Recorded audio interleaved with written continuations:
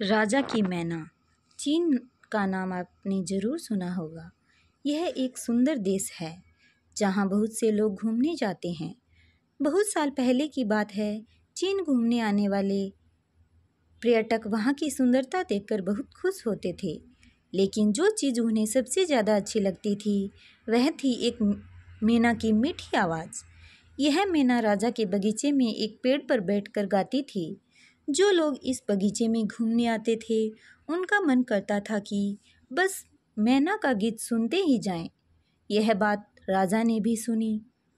उन्होंने कभी भी इस मैना को गाते हुए नहीं सुना था।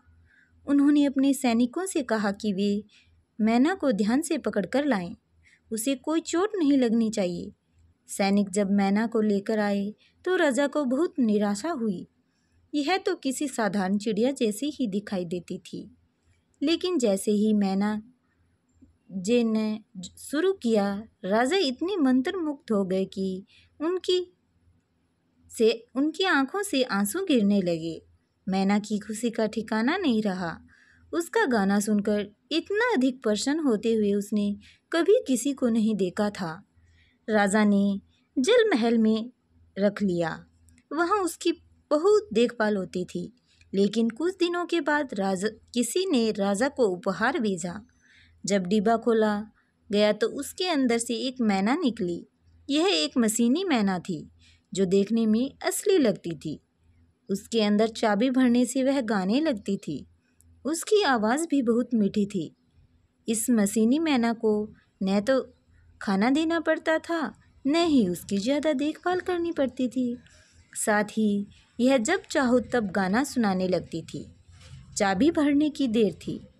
धीरे धीरे असली मैना सबको बेकार लगने लगी और उसे राजमहल से निकाल दिया गया।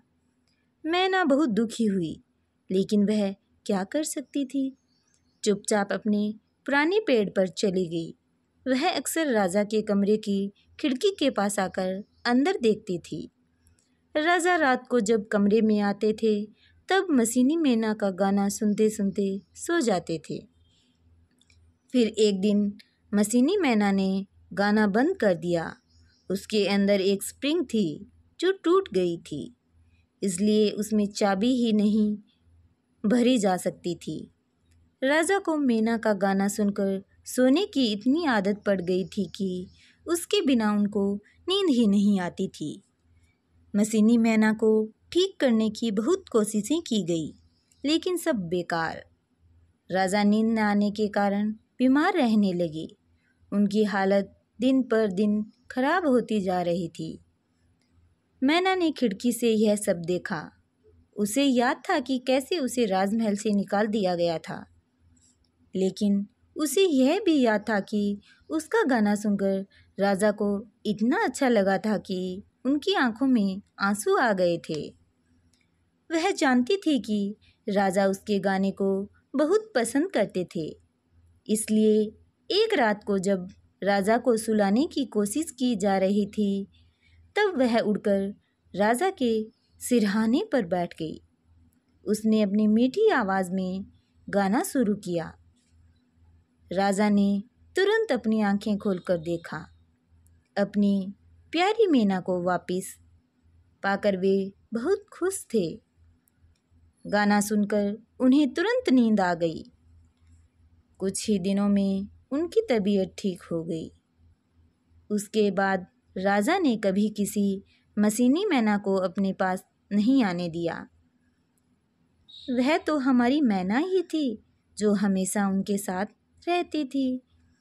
मशीन तो आखिर मशीन ही होती है न, उसका क्या भरोसा कब बिगड़ जाए। असली चीज़ हमेशा भरोसेमंद होती हैं। बोलो सही या गलत?